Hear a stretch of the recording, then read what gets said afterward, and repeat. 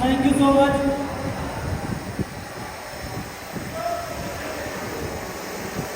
Hello, मैं सबसे पहले थैंक यू सो मच करना चाहता हूँ सुपर वीएम विवेक सर का, जिन्होंने एक ऐसे प्लेटफॉर्म की संरचना की। आज हम सारे लोग यहाँ पर एकत्रित हुए और हम सारे लोग ऐसे इंसान जो बाहर की लाइफ में आए और यहाँ पर अपने सपने को पूरा करने में योगदान रहा।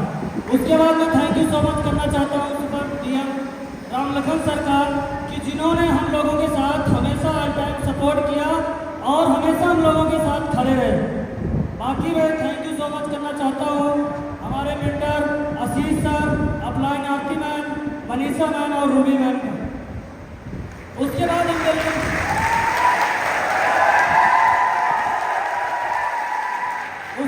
थैंक यू सो मच करना चाहते हैं जो हमारे टीम मेंबर्स हैं और हमारे लीडर्स हैं। आज अगर हम सारे लोग यहाँ पर पहुँचे हुए हैं तो इसकी देन यही है कि हमारी कंपनी और हमारे कंपनी के सीनियर की वजह से हुआ है।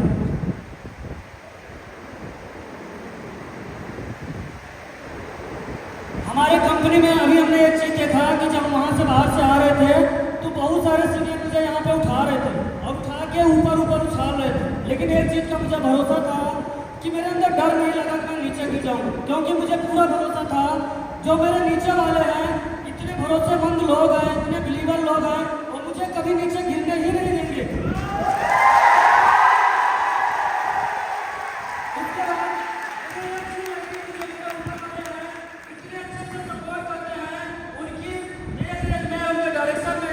ऐसा हो ही नहीं पाएगा कि हम नीचे गिर जाएंगे। और यहाँ पे हमारे फैमिली के हमारे पापा मम्मी और हमारे भैया और मेरे भैया के एक सीनियर्स हैं, हमारे फैमिली के सारे लोग यहाँ पे इनवाइटेड हैं। हमारा एक सपना था कि कभी हमारी फैमिली वाले, हमारे पापा मम्मी, हमारे भैया, ये लोग देहरादून के अंदर आए, मिले और हमें ये देखें कि हम लोग यहाँ पे करते क्या हैं और किस तरीके से करते हैं। आज हम इस बिजनेस के अंदर आए थे तो सबसे पहले मुझे चांस दिया था आरती मैम ने, और आरती मैम को चांस देने वाले, बताने वाले मेरे भैया थे। उन्होंने मुझे घर से खुद भेजा था कि उत्तराखंड के अंदर जाओ और आप जॉब करो। लेकिन जब मैं यहाँ पर आया तो मुझे लगा कि मैंने यहाँ पे देखा, ट्रेनिंग लगाई तो मुझे अच्छा लगा और मैंने अपने घर वालों से बिना बताए बिजनेस को ज्वाइन किया और कुछ दिन तक मैं बिजनेस भी किया। बिजनेस जब मैं करता रहा तो जब होता नहीं है 4 दिन की ट्रेनिंग में, जब लास्ट दिन होता है अप्रूवल के बाद कलेक्शन का, तो मेरे घर वालों ने पैसा दिया। जब उन्होंने पैसा दिया तो उस समय मुझे पता है मेरे घर वालों ने 8-10 हज़ार रुपये कैसे दिए थे, वो मेरी मम्मी को भी पता होगा। तो उस समय से हम लोगों ने बिजनेस को स्टार्टअप किया और जब बिजनेस को स्टार्टअप किया तो बिजनेस के स्टार्ट होने से लगभग 1 से 1.5 मंथ के बाद लॉकडाउन लग गया। लॉकडाउन लगने के बाद लगभग 6 महीने तक हम सारे लोग एक ही जगह पे, पर्टिकुलर एक ही रूम के अंदर काम करते थे और वहीं पर रहते थे, वहीं पे खाते थे, वहीं पे सोते थे। जब वहाँ पे लोग थे, जो पुराने लोग थे, वो सारे लोग क्या करने लगे कि वो सारे लोग वहाँ से ये हुआ कि लॉकडाउन अब खुले नहीं, अब हम लोगों को घर जाना चाहिए। सारे लोगों भी घर चले गए। तब भी मुझे एक चीज़ ख्याल आया कि सारे लोग तो चले जा रहे हैं, जितने सारे लोग हमारे साथ स्टार्टअप किए थे, जितने लोग हमारे साथ थे, वो सारे लोग बिजनेस को ये बोल के जा रहे थे कि जब लॉकडाउन खुलेगा तो उसके बाद मैं आऊँगा और दोबारा बिजनेस को फिर से करूँगा। लेकिन मेरे माइंड में एक चीज़ थी, अगर मैं घर जाऊँगा तो पता नहीं फिर दोबारा आ पाऊँगा या नहीं आ पाऊँगा। इस वजह से मैं घर नहीं गया और पूरे 6 महीने जब मुझे एक चीज़ लगता था कि मैं यहाँ पर अकेला हूँ, तो मैं ये चीज़ देखता था कि जितने मेरे ऊपर सारे सीनियर्स आते थे, ये सारे लोग मेरे साथ ही रहते थे, चाहे वो आशीष सर हो, रूबी मैम हो, मनीषा मैम हो, रामलखन सर हो, विवेक सर हो, ये सारे लोग यहीं पर रुके हुए थे। तो इस चीज़ का मुझे भरोसा था कि अगर वो लोग हैं तो मुझे कुछ नहीं होने वाला। डेली मैं घर पे बात करता था मम्मी से, पापा से, सारी चीज़ें होती थी। लोग बोलते थे चले आओ, लॉकडाउन कब खुलेगा, कैसे होगा, लेकिन मैं नहीं आया। जब लॉकडाउन स्टार्टअप हुआ तो फिर से हम लोगों ने मेहनत के साथ बिजनेस को स्टार्टअप किया और बिजनेस को बढ़ाया। काफ़ी टाइम लगा बिजनेस के अंदर, फिर हम सारे लोगों ने अपने बिजनेस को अच्छी तरीके से सेटअप कर पाए और बिजनेस को सेट करने के बाद लगभग 2 साल के अंदर में ही हम सारे लोग बीएम पोस्ट को अचीव कर लिए थे।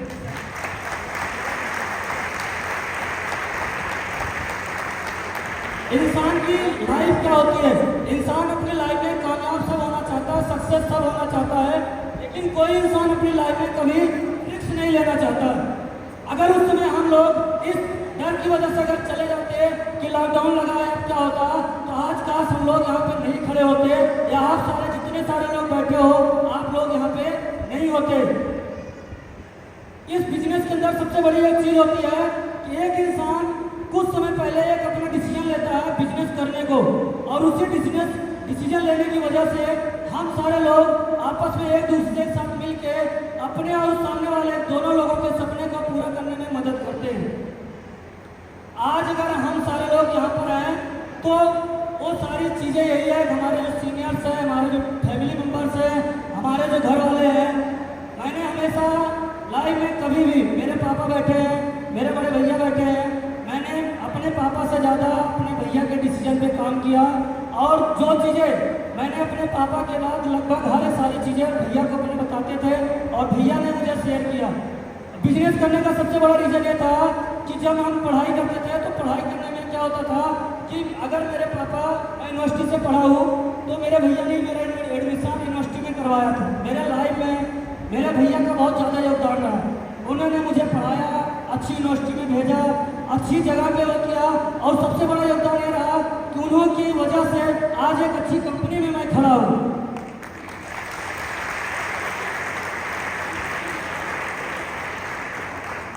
मेरे भैया एक चीज हमेशा बोलते थे, अनुराग अगर तुम्हारा वहां ना हो पाए तुम चले आओ, अगर वहां ना हो पाए तुम चले आओ।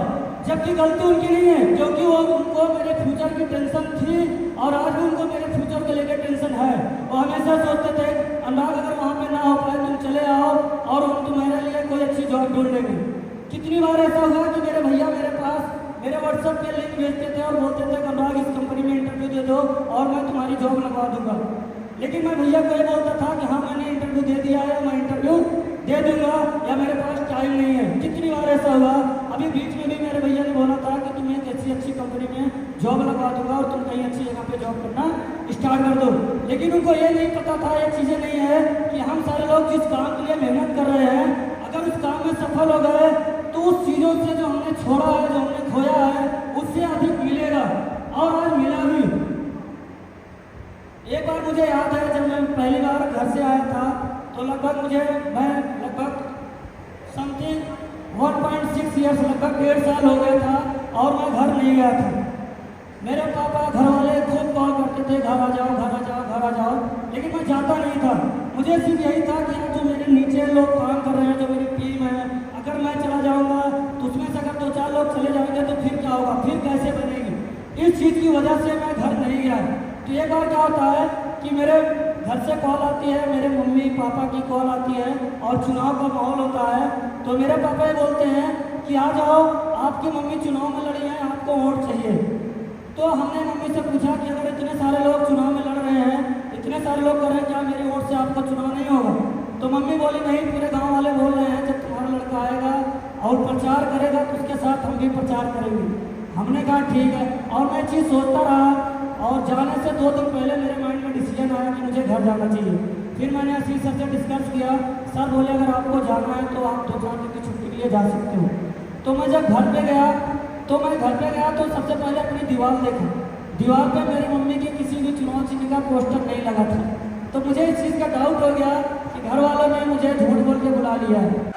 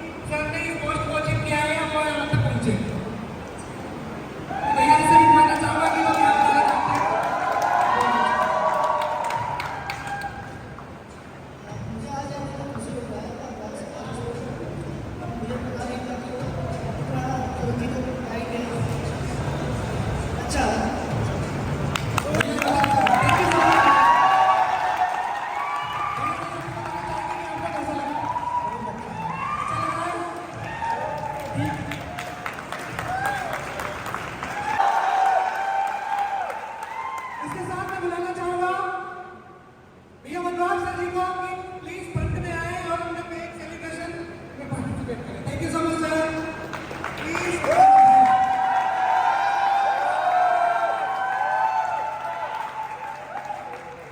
इसके बाद मैं बुलाना चाहूंगा अपनी कंपनी के चीफ गेस्ट एमडी सर को कि वो पिताजी को सम्मान देने की कृपा करें। Please come on the stage sir.